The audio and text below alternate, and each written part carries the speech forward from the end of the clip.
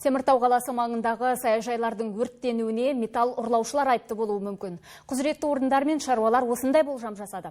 Бүгінде саяжайлары өрттеніп кеткен тұрғындар шығынды кімнен өндіріп алатындарын білмейді, ал бірнеше күн бұрын 700-ден астам саяжай түгелдей жанып кеткен. Баспаналары мен бау-бақшасынан айырылған шаруаларға саяжай серіктестігі өтемақы төлемейтіндерін айтқан.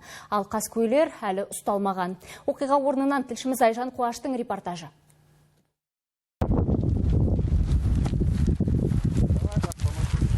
Саяжайдағы өрт осыдан 4 күн бұрын болған. Қатты желдің салдарынан тілсіз жау бірнеше сағатта 700-ден астам саяжай алқабын, 16 үйді күлге айналдырды. Шамамен 6 шаршы шақырым жер жанып кеткен. Тіпті Қызылжалдың Жаңаауыл теміржол станциясы мен оның жанындағы үйлерге де қауіп төндірген.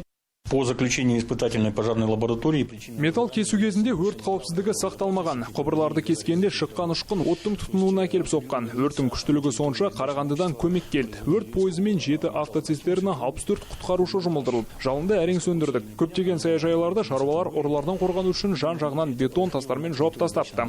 Осының бәрі өрт сөндіруші техникаларға кедергі келтірді. Өртті сөндіруге тұрғындар да көмектескен. Осы маңайда тұратын Шамил Арслан түтінге тұншыққан саяжай тұрғындарын жалын аумағынан қауіпсіз жерге шығаруға атсалысқанын жеткізді.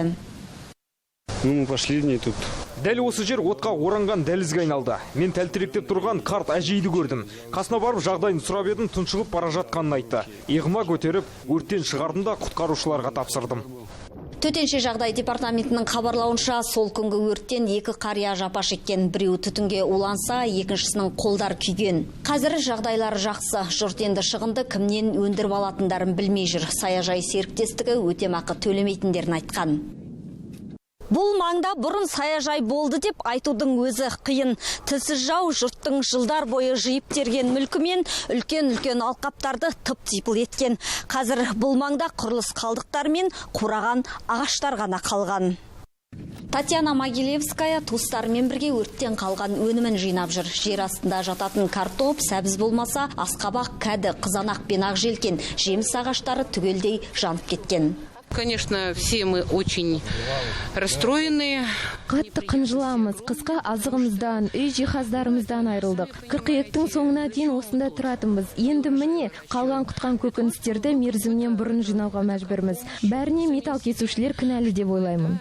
Жергілікті әкімдік тұрғындар шығынды өртке кінәлі тұлғалардан ғана өндіре алатынын айтқан. Алайда күдіктілер әлі анықталмаған. Саяжайдағы оқиғаға қатысты полиция тергеу жүргізіп жатқандарын хабарлады. Айжан Қуаш, Жанайдар Рақымжанов, Астана телеарнасы, Қарағанды облысы.